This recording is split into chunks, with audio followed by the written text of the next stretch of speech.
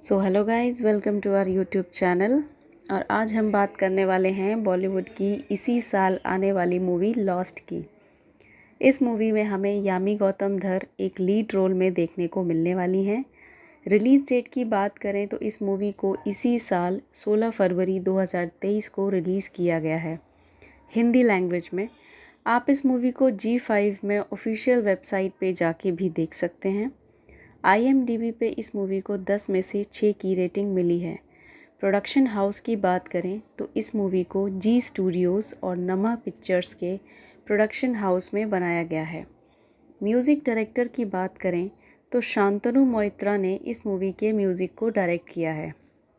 इस मूवी को आप हिंदी लैंग्वेज में देख सकते हैं G5 पे जा कर के। 16 फरवरी 2023 को इस मूवी को रिलीज़ किया गया है। डायरेक्टर की बात करें तो इस मूवी को अनिरुद्धा रॉय चौधरी ने डायरेक्ट किया है। ये मूवी दोस्तों फुल ऑफ ड्रामा के साथ साथ सस्पेंस से भरी हुई है, जिसको देख के आपको काफ़ी ज़्यादा मज़ा आने वाला है। लिरिकिस्ट की बात करें तो स्वानंद किरकिरे इस मूवी में लिरिकिस्ट हैं। बोधात्या बनर्जी एडिटर हैं इस मूवी में। सिनेमेटोग्राफर की बात करें तो अभिक मुखोपाध्याय का सिनेमेटोग्राफी है। स्क्रीन प्ले की बात करें तो श्यामल सेन गुप्ता का स्क्रीन प्ले होने वाला है। डायलॉग जो है इस मूवी के रितेश साहा ने लिखे हैं। सचिन सुरेश गौरव ने पब्लिसिटी डिज़ाइन किया है। और शूटिंग लोकेशन की बात करें तो इंडिया में ही इस मूवी को शूट किया गया है। दीपांकर जोजो चाकी ने साउंड होने वाला है इस मूवी में। म्यूज़िक कंपनी की बात करें तो जी म्यूज़िक कंपनी के साथ इसका म्यूज़िक का कनेक्शन हुआ है। प्रोडक्शन डिज़ाइनर नवीन केनकरे का होने वाला है।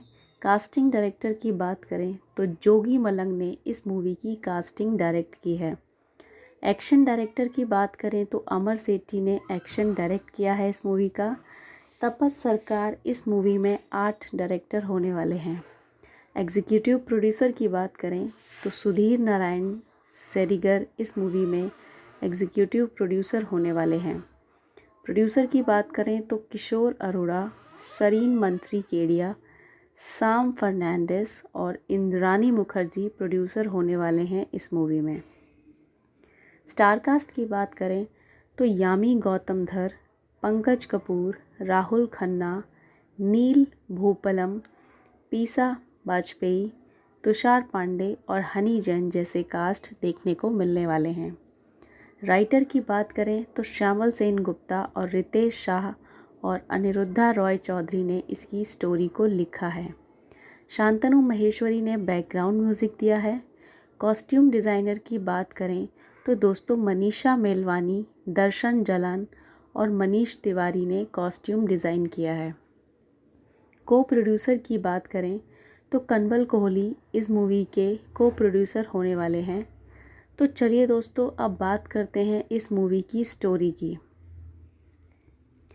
2022 में एक थर्सडे के रूप में सालों की सबसे अधिक पसंद की जाने वाली फिल्मों में से एक के बाद यामी गौतम धर अपने नवीनतम OTT रिलीज़ के रूप में नया रिकॉर्ड बना रही हैं। लॉस्ट ने पहले ही 1 महीने से भी कम समय में दर्शकों की संख्या 13 मिलियन तक बढ़ा दी है। लॉस्ट को सकारात्मक विचार के साथ साथ समीक्षाएं भी मिली। अभिनेत्री ने साझा किया कि दर्शकों की शानदार प्रतिक्रिया से वह बहुत खुश हैं और ये कैसे उन्हें काम करने के लिए प्रेरित करते हैं जो उन्हें पसंद है। यामी ने साझा किया, लॉस्ट को पहले से ही बड़ी संख्या में देखे जाने को देखकर बहुत अच्छा लग रहा है, क्योंकि मेरे लिए ये ऑडियंस के वास्तविक प्रतिक्रिया है जो वास्तव में बहुत अधिक है। एक थर्सडे के साथ भी इसी साल की दूसरी सबसे ज़्यादा देखी जाने वाली फिल्म घोषित की गई है और ये एक अभिनेता और एक व्यक्ति के रूप में बहुत मान्यता थी।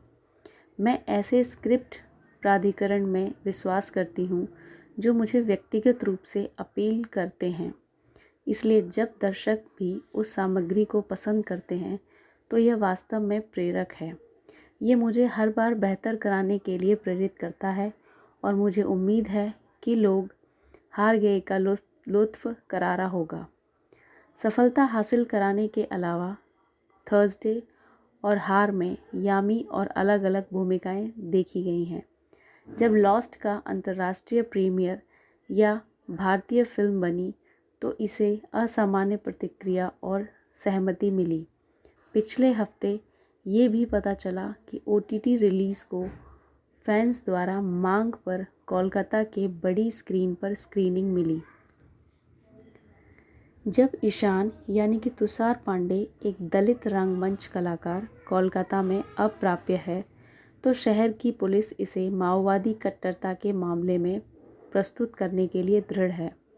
उनके परिवार के इस रुख को खारिज करते हुए कि ईशान को राजनीति में कभी दिलचस्पी नहीं थी, वे बदले में उनकी बहन और बहनोई से माओ चरमपंथी नेता भीष्म राणा यानी कि कौशिक सेन के साथ उनके संबंधों के बारे में पूछताछ करते हैं। ईशान के अचानक गायब होने का कोई सुराग नहीं मिलने पर परिवार की पीड़ा से हिल गया और इस तथ्य से खफा हो गया कि पुलिस ने उसकी प्रेमिका अंकिता यानी कि पिया वाजपेयी से पूछताछ करने से परहेज किया, भले ही ईशान को आखिरी बार उसके साथ देखा गया था। विधि यानी कि यामी गौतम एक शहर आधारित क्राइम रिपोर्टर इस कहानी को अंत तक देखने का बीड़ा उठाती हैं।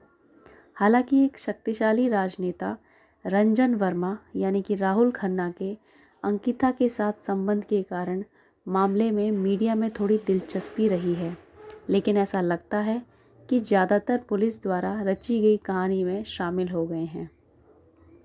निर्देशक अनिरुद्ध रॉय चौधरी अपनी कहानी की तह तक जाने के लिए सभी संभावित कोणों और स्रोतों की खोज करने की विधि की सम्मोहक यात्रा में गोता लगाते हैं और जहां फिल्म की कहानी का फोकस वही रहता है, वहीं यह एक अपराध पत्रकार के रूप में विधि के जीवन की पड़ताल भी करता है। कहानी पर काम करना बंद करने की गुमनाम धमकी, उसके माता पिता द्वारा उसके करियर की पसंद पर प्रतिरोध, उसके बॉयफ्रेंड यानी कि नील भूपालम की जिद की वह हमला करे, उसके व्यक्तिगत और पेशेवर जीवन के बीच संतुलन। लेकिन आखिरकार जो चीज़ उसे आगे बढ़ाती है वह है अपने काम के प्रति उसका अटूट जुनून और उसके दादा प्रोफेसर अविनाश श्रीवास्तव यानी कि पंकज कपूर का अटूट समर्थन। वास्तव में अपने दादाजी के साथ उनकी दैनिक बातचीत न केवल उनके ध्वनि बोर्ड के रूप में बल्कि उनकी अंतरात्मा की भी सेवा करती है। लॉस्ट सिर्फ एक सीधी सादी थ्रिलर से अधिक है क्योंकि यह उत्तेजक है और कई स्तरों पर बोलती है, जिसमें किसी की कहानी के विषय में भावनात्मक रूप से निवेश करने का मौका भी शामिल है। यह उल्लेखनीय रूप से अच्छी तरह से और सेंसिवली संभाला है। फिल्म का बैकग्राउंड स्कोर तनाव को जीवित रखता है और भावपूर्ण संगीत यानी कि शांतनु मोगरा कथा में जोड़ता है। अविक मुखोपाध्याय की छायांकन के माध्यम से कोलकाता के रंग, मनोदशा और आकर्षक उपगालियाँ जीवंत हैं, लेकिन लास्ट खामियों में रहित नहीं है क्योंकि कुछ कथात्मक चाप जल्दी और असंबद्ध महसूस करते हैं। लेकिन यह अविश्वसनीय प्रदर्शन है जो उन्हें चमकने में मदद करता है। पंकज कपूर दादा के रूप में देखने में बेहद आनंददायक हैं, जो बहुत ही मिलनसार और गर्मजोशी से भरपूर हैं और फिर भी बेहद सुरक्षात्मक हैं। चंचल बेईमान राजनेता के रूप में राहुल खन्ना शानदार हैं और अपना प्रभाव छोड़ते हैं। तुषार पांडे और पिया वाजपेयी भी छाप छोड़ते हैं, लेकिन अंततः यह यामी गौतम ही है जो एक शानदार प्रदर्शन के साथ चमकती हैं, जो सूक्ष्म लेकिन शक्तिशाली है। एक ऐसे चरित्र का प्रदर्शन करती हैं जो एक साथ आकर्षक और लचीला है। इसमें जोड़ें कि बंगाली में अब और फिर प्रामाणिक अनुभव में जोड़ने के लिए निर्बाध संक्रमण। लॉस्ट एक तीव्र, मनोरंजक और फिर भी आत्मा की खोज करने वाली थ्रिलर है जो कुछ उल्लेखनीय प्रदर्शनों के साथ बड़ी है। निश्चित रूप से इसे पकड़ने के लिए समय निकालने लायक है। अनिरुद्ध रॉय चौधरी द्वारा निर्देशित फिल्म, जिनकी पिछली फिल्म पिंक 2016 में एक महत्वपूर्ण और व्यावसायिक सफलता थी। यामी गौतम एक अपराध रिपोर्टर के रूप में 26 वर्षीय दलित थिएटर कार्यकर्ता के लापता होने के मामले की जांच कर रही हैं। दुर्भाग्य से लॉस्ट आधे रास्ते के निशान से परे अपने आप को एक साथ नहीं रखता है। इस नई फिल्म की मेरी स्पॉइलर फ्री समीक्षा के लिए आगे पढ़ें। आधुनिक समय के कोलकाता में सेट लॉस्ट अपनी सेटिंग का उपयोग उन विषयों में बांधने के लिए करता है जो समकालीन भारत के युवाओं को दृढ़ता से प्रभावित करते हैं। जाति आधारित भेदभाव, राजनीति, पुलिस पर राजनीतिक प्रभाव और समीक्षा के खतरे। जबकि फिल्म में एक मजबूत कलाकार हैं जो अच्छे व्यक्तिगत प्रदर्शन में हैं। सामंजस्य की कहानी को नीचे ले जाती है और उचित बिंदुओं को उठाने के अपने प्रयासों की निगरानी करती है।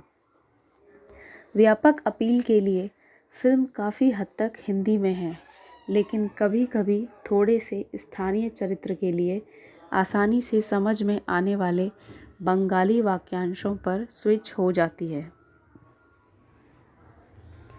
फिल्म पत्रकार विधि साहनी यानी कि यामी गौतम के साथ शुरू होती है, जो एक महिला को अपने 26 वर्षीय भाई ईशान यानी कि तुषार पांडे के लापता होने की रिपोर्ट दर्ज कराने के बाद पुलिस स्टेशन में रोते हुए देखती है। यह उसे जांच में शामिल करती हैं, जो अंततः लापता व्यक्ति के नक्सली होने का आरोप लगाता है, जो एक विशिष्ट एजेंडे को आगे बढ़ाने के लिए प्रेरित और गायब हो गया। इस मामले में शामिल अन्य लोगों में से एक करिश्माई राज्य मंत्री रंजन वर्मा यानी कि राहुल खन्ना, ईशान की महत्वाकांक्षी पूर्व प्रेमिका अंकिता चौहान यानी कि पिया वाजपेयी और उनकी बहन हनी जैन शामिल हैं, जिनका कहना है कि उनकी मान्यताओं और सक्रियता के बावजूद वह दृढ़ता से इसके खिलाफ थे। हिंसा और कभी नक्सली या आतंकवादी संगठन में शामिल नहीं होंगे। विधि अपने दादा यानी कि पंकज कपूर से भी मार्गदर्शन प्राप्त करती हैं, जिसके साथ वह रहती हैं और अपने प्रेमी जीत यानी कि नील भूपलम के साथ एक लंबी दूरी का रिश्ता बनाए रखती हैं। अच्छे कास्टिंग विकल्पों और अभिनय के प्रदर्शन के दम पर फिल्म पहले हाफ तक बांधे रखती है। यामी गौतम, पंकज कपूर और राहुल खन्ना विशिष्ट कौशल के साथ एक चतुर, करिश्माई और सत्ता के भूखे राजनेता की भूमिका निभाते हैं। पंकज कपूर के पास भी कुछ महत्वपूर्ण दृश्य हैं, जिसमें वह अपने स्पष्ट भय के बावजूद निडर होने और धमकी दिए जाने के लिए बहुत अधिक स्मार्ट होने की छाप को संभालता है। हालांकि विभिन्न पात्रों की प्रेरणाएं अस्पष्ट लगती हैं और फिल्म अक्सर यामी गौतम के लिए एक फैशन शो की तरह महसूस होती है, जिसमें वह शहरी ठाठ संगठनों के अपने संग्रह को दिखाती हैं, क्योंकि वह इसमें शामिल लोगों का साक्षात्कार लेने के लिए कोलकाता में घूमती हैं। यह फिल्म महत्वहीन मामलों पर भी बहुत अधिक समय बिताती है, जैसे कि विधि का उसके धनी छवि समेत माता पिता के साथ संबंध और अंकिता चौहान की बड़े पैमाने पर अस्पष्ट प्रेरणा और महत्वाकांक्षा। लॉस्ट सार्थक आदान प्रदान के साथ कुछ अच्छे दृश्यों का निर्माण करने का प्रबंधन करती है। जब विधि ईशान की बहन नमिता को अपने वैवाहिक संघर्षों के माध्यम से समर्थन प्रदान करती है, यह दिखाने में कि कैसे उसका प्रेमी जीत अपने माता पिता की तरह निचली जाति के लोगों के संघर्षों के बारे में बहुत कम सोचता है और यहाँ तक कि अपनी खुद की मंशा तलाशने में भी। जीत कहते हैं, एक दलित लड़का जाके माओवादी बन गया। वह धरती को तोड़ देने वाला नहीं है, यह हर समय होता है। अतिरिक्त प्रभाव के लिए नील भूपलम ने अपने सबसे अच्छे पॉश दक्षिण बॉम्बे लहजे में कहा, यह वह दृश्य है जो फिल्म की वास्तविक कहानी को सबसे अच्छी तरह बताता है। आश्चर्यजनक रूप से पर्याप्त है। लोग आमतौर पर सबसे आसान लगने वाले निष्कर्ष पर पहुंच जाते हैं और अक्सर किसी अन्य दृष्टिकोण पर विचार करने या सत्य को खोजने के लिए गहराई तक जाने को तैयार नहीं होते हैं। दुर्भाग्य से लॉस्ट के लिए बहुत अधिक चल रहा है, बहुत अधिक समय अनावश्यक मामलों पर खर्च किया गया है और कई पात्रों की प्रेरणाओं को समझाने के लिए पर्याप्त नहीं किया गया है। इस मामले में रंजन वर्मन और अंकिता चौहान की भूमिकाओं को काफ़ी हद तक, केवल कुछ हद तक जुड़े होने और ईशान को टक्कर देने के इरादे के रूप में खारिज कर दिया गया है और उनके कार्य काफ़ी हद तक अस्पष्ट और अतार्किक रूप से अंत तक अनुपात से बाहर हैं। आधे रास्ते के बाद फिल्म जल्द ही सुलझना शुरू हो जाती है, जब यह पता लगाना मुश्किल हो जाता है कि क्या चल रहा है। विधि द्वारा वर्मन और पुलिस अधिकारियों के अर्थहीन साक्षात्कारों में बहुत अधिक स्क्रीन समय लगता है और ऐसा लगता है कि इससे पहले कि लॉस्ट अपने द्वारा बनाए गए विभिन्न रहस्यों को वास्तव में हल कर पाता, समय समाप्त हो गया। फिल्म के अंतिम 20 मिनट जल्दबाजी में काट दिए गए और पूरी तरह से संपर्क से बाहर हो गए और अंत ने मुझे भ्रमित कर दिया। एक शक्तिशाली आधार जो हमें सोफे के किनारे के करीब लाने के बाद रास्ता खो देता है, लॉस्ट हमें याद दिलाता है कि अच्छी शुरुआत केवल आधा अधूरी होती है।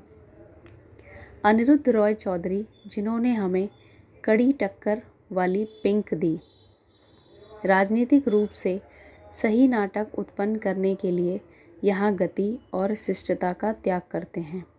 बदलते सामाजिक राजनीतिक परिदृश्य पर टिप्पणी करने के लिए एक वास्तविक जीवन के मामले से खींची गई फिल्म के लिए अंत में आशा का संदेश गढ़ा हुआ लगता है।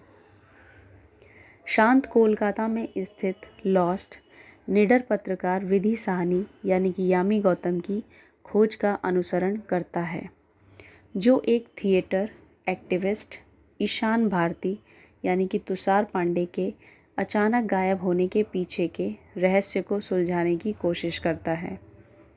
प्रथम दृष्टया यह एक सामान्य मामला लगता है, लेकिन जैसे जैसे परतें खुलती हैं, हम देखते हैं कि कैसे एक लड़की की महत्वाकांक्षा एक रिश्ते को तोड़ देती है और एक धूर्त मंत्री के लिए राजनीतिक अवसर बन जाती है। दो पत्रकारों की कहानी में अंकिता चौधरी यानी कि पिया वाजपेयी एक उभरती हुई टेलीविज़न पत्रकार हैं जो ईशान से प्यार करती हैं, लेकिन जब उसकी नज़र शक्तिशाली मंत्री वर्मन यानी कि राहुल खन्ना पर पड़ती है तो उनके रिश्ते में दरारें आने लगती हैं। वह राजनीतिक सत्ता चाहती है और वर्मन हर किसी को विश्वास दिलाता है कि युवा कार्यकर्ता नक्सली आंदोलन में शामिल हो गया है। विधि हालांकि अन्यथा महसूस करती हैं, वास्तविकता कहीं बीच में है, लेकिन इसके लिए रास्ता किसी तरह उतना दिलचस्प नहीं है जितना लगता है। कुछ दृश्य आकर्षक हैं और प्रदर्शन प्रेरक हैं, लेकिन वे लेखन की खामियों को कवर करने में विफल रहे हैं। विकी डोनर के बाद यह शायद पहली फिल्म है जहां यामी को एक संपूर्ण किरदार निभाने का मौका मिला है और सक्षम अभिनेत्री निराश नहीं करती हैं।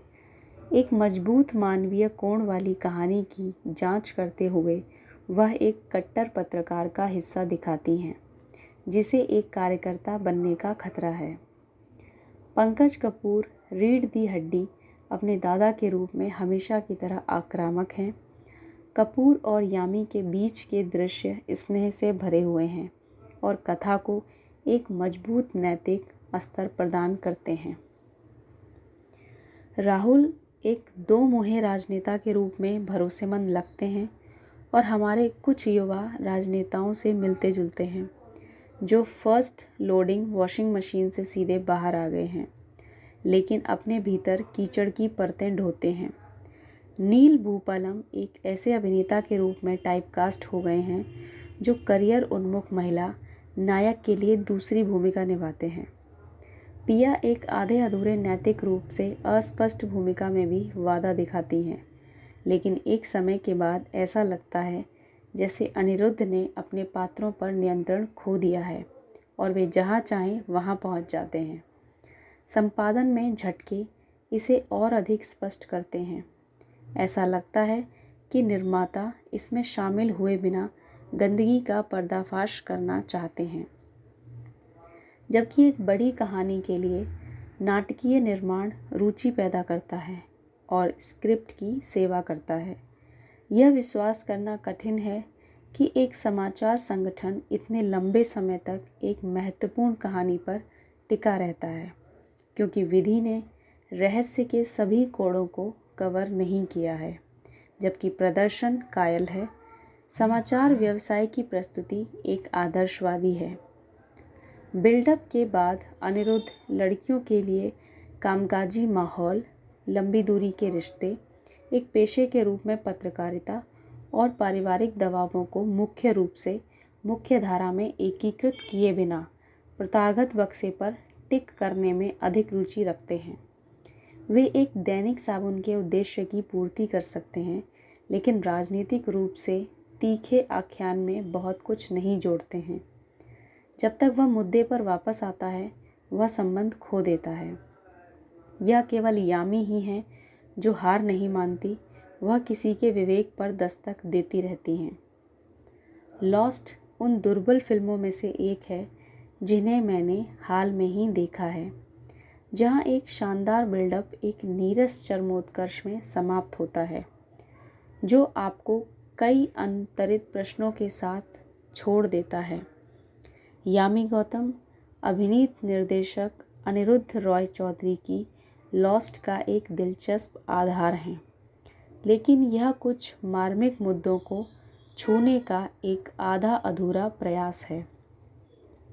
एक बिंदु पर आपको लगता है कि बड़ा खुलासा आपकी सांसें रोक देगा, और जब चीज़ें सामने आती हैं तो बहुत कम होता है जो आपको आश्चर्यचकित करता है। The romantic review YRF document series सबसे अच्छा काम करती है जब यह परिवार पर फिल्मों पर ध्यान केंद्रित करती है। कोलकाता में सेट और सच्ची घटनाओं से प्रेरित लॉस्ट एक युवा क्राइम रिपोर्टर विधि साहनी यानी कि यामी गौतम की कहानी बताती है, जिसकी शादी जीत यानी कि नील भूपलम से होती है, लेकिन वह अपने नानू यानी कि पंकज कपूर के साथ रहती है। वह एक युवा रंगमंच कार्यकर्ता ईशान भारती यानी कि तुषार पांडे के अचानक लापता होने के बाद की कहानी की जांच कर रही है। जल्द ही विधि को एक लड़की अंकिता चौहान यानी कि पिया वाजपेयी की संक्षिप्तता का पता चलता है, जो ईशान के साथ रिश्ते में थी और अब एक विधायक की सीट के लिए होड़ कर रही है, जो एक स्थापित राजनीतिक नेता रंजन वर्मा यानी कि राहुल खन्ना के तत्वाधान में काम कर रही है। क्या विधि डॉट्स को जोड़ पाएगी और ईशान को ढूंढ पाएगी? क्या अंकिता और रंजन सच में उसके गायब होने में शामिल हैं? इन सभी बिंदुओं को खो दिया है, लेकिन कभी भी आपको बहुत मुश्किल से नहीं मारा या मुख्य मुद्दे को उजागर नहीं किया। पहले हाफ में रोचकता बनी रहती है, लेकिन सेकंड हाफ गति बनाए रखने में विफल रहता है। श्यामल सेन गुप्ता और रितेश शाह द्वारा लिखित कहानी में बहुत सारे ढीले छोर हैं, जिन्हें अनदेखा करना मुश्किल है। यह दर्शकों की रुचि पर बहुत अधिक ध्यान दिए बिना गति को चुनता और गिराता है। बोधादित्य बनर्जी का संपादन स्थानों पर खराब है और कुछ हिस्से अचानक एक साथ सिले हुए लगते हैं। मैंने लॉस्ट के साथ मुख्य रूप से जो समस्या पाई है वह यह है कि बहुत सी चीज़ों के बारे में बात करने की कोशिश करते हैं और किसी के साथ न्याय नहीं कर सकता। काम पर लैंगिक पूर्वाग्रह, गहरी जड़ वाली पितृसत्ता, व्यवस्था में भ्रष्टाचार, विवाह संकट और नक्सल आतंक के संदर्भ हैं। एक दृश्य में विधि के माता पिता, जो उसके पेशे को स्वीकार नहीं करते हैं, अपराध पत्रकारिता को मर्दों वाली फील्ड कहते हैं, और हमने सुना है कि नानू 21वीं सदी को प्रगतिशील बताते हुए धारणा का बचाव करते हुए उनके बचाव में आए। एक अन्य सीक्वेंस में विधि और नक्सली समूह के नेता के बीच एक वीडियो कॉल है, लेकिन यह आपको ट्रिगर नहीं करता है, तो सब कुछ सतह पर रहता है और ट्रैक को कभी इतना ध्यान नहीं मिलता है कि वह प्रभाव डाल सके। हालांकि आधी अधूरी पटकथा को बचाना मुश्किल है, लेकिन कुछ प्रदर्शन कुछ अलग दिखते हैं। गौतम काफ़ी सहजता से एक क्राइम रिपोर्टर की त्वचा में उतर जाती हैं और अपने किरदार को कभी नहीं छोड़ती। किसी भी बिंदु पर वह हद से आगे नहीं बढ़ जाती और भावनात्मक रूप से आवेशित दृश्यों को करते समय वह जो नियंत्रण लाती हैं वह कुछ ऐसा है जो मुझे वास्तव में पसंद आया। डैशिंग राजनेता के रूप में खन्ना बेहद प्रभावशाली हैं। न केवल उनकी आकर्षक स्क्रीन उपस्थिति है, बल्कि चरित्र पर भी उनकी पकड़ कुछ ऐसी है कि आप उन्हें और अधिक देखना चाहते हैं। कपूर को ऑन स्क्रीन देखना एक ट्रीट है। फिल्म उसे कुछ भारी वजन वाली पंक्तियों को फेंकने की पर्याप्त गुंजाइश देती है। ज़्यादातर गौतम को जीवन का सबक देती है जब वह दुविधा का सामना कर रही होती है। गौतम और कपूर के बीच के दृश्य बेहद प्यारे और दिल को छू लेने वाले हैं और शायद फिल्म का मुख्य आकर्षण है। वाजपेयी में काफ़ी क्षमता है, लेकिन मुझे लगा कि उनके किरदार में और गहराई की ज़रूरत है। अंकिता के रूप में उनकी कई परतें हैं, लेकिन कुछ गड़बड़ थी। भूपलम पूरी तरह से कहानी में व्यर्थ हैं और इसमें जोड़ने के लिए कुछ भी नहीं है जो कथा को आगे ले जाए। गौतम के साथ उनके मुट्ठी भर दृश्य बस इतने भूलने योग्य हैं। लॉस्ट एक पत्रकार विधि साहनी यानी कि यामी गौतम की कहानी है, जिसे एक युवा लड़के ईशान भारती यानी कि तुषार पांडे के लापता मामले के बारे में पता चला है। हालांकि उसे एक कट्टरपंथी समूह के सदस्य के रूप में टैग किया जाता है और जैसे जैसे विधि कहानी में गहरी होती जाती है, रहस्य गहराता जाता है। अंकिता चौहान यानी कि पिया वाजपेयी के साथ उसके संबंधों और राजनेता वर्मन यानी कि राहुल खन्ना के साथ उसके संबंधों को जांच से बाहर रखा गया है। यह सवाल उठता है कि क्या ईशान वास्तव में एक कट्टरपंथी समूह में शामिल हो गया था या व्यक्तिगत और राजनीतिक लाभ के लिए उसका अपहरण कर लिया गया था। निर्देशक अनिरुद्ध रॉय चौधरी, जिन्होंने पहले पिंक का निर्देशन किया था, वे न केवल पत्रकार और सच्चाई के लिए उनकी खोज से निपटा है, बल्कि नाटक में वर्ग और जाति के अंतर, पितृसत्ता जैसे मर्दों वाली फील्ड और विधि कैसी हैं जैसे विषय पर भी काम किया है। एकमात्र महिला अपराध पत्रकार में से एक, इस बात को लेकर भी एक वैचारिक युद्ध चल रहा है कि पत्रकार चरमपंथियों के समान कैसे हैं, इस अर्थ में कि वे दोनों किसी घटना के अपने संस्करण और परिणामों को सच्चाई के रूप में छेड़छाड़ करने की कोशिश करते हैं। यह फिल्म के लिए सबसे बड़ी समस्या हो सकती है। यह इधर उधर ध्यान खो देती है और कथानक अपने रास्ते से हट जाता है। बिल्डअप कई बार श्रम साध्य रूप से धीमा होता है, लेकिन चरमोत्कर्ष बहुत जल्दबाजी में लगता है। हालांकि यह शुरुआत से ही सूचीबद्ध होने वाली कमियां हैं और किसी भी तरह से इसका मतलब यह नहीं है कि फिल्म को खारिज किया जा सकता है। यह कुछ बहुत ही प्रासंगिक प्रश्न उठाता है और वास्तव में चम्मच से खिलाए बिना उनका उत्तर देता है। यह पंकज कपूर द्वारा निभाए गए चरित्र के साथ भी हासिल किया गया है। वह यामी के नानू का किरदार निभाते हैं। दादा और पोती के बीच एक खूबसूरत रिश्ते को दिखाने के अलावा उनका चरित्र तर्क की आवाज़ भी है, जो विधि को वास्तव में वहाँ ले जाए बिना एक समाधान की ओर ले जाता है। यामी गौतम सावधानी से स्क्रिप्ट चुन रही हैं, ऐसी भूमिकाएं चुन रही हैं जिनमें वह केवल बस वही नहीं है। उसने हमेशा ऐसा किया है और थर्सडे के बाद वह लॉस्ट के साथ इसे फिर से हासिल कर सकती हैं। वह केंद्रीय किरदार हैं और फिल्म उनके कंधों पर टिकी हुई है। वह इसे पूरी गंभीरता के साथ संभालती हैं और एक बार फिर अपनी काबिलियत साबित करती हैं। वह उस भेद्यता और दुविधा को दिखाती हैं जिसका सामना वह सच्चाई की अपनी खोज के दौरान करती हैं। फिल्म के संवाद आपके साथ रहेंगे। हालांकि स्क्रिप्ट में कई ढीले सिरे हैं जो और कड़े हो सकते थे। गति अस्थिर है और फिल्म बहुत सारे मुद्दों में जोखिम उठाती है। छायाकार अविक मुखोपाध्याय द्वारा कोलकाता की पुरानी दुनिया के आकर्षण को खूबसूरती से कैप्चर किया गया है, जिसमें सभी फ्रेमों में एक सीपिया टोन व्याप्त है। शांतनु मोइत्रा का संगीत भी बिल्कुल फिट बैठता है।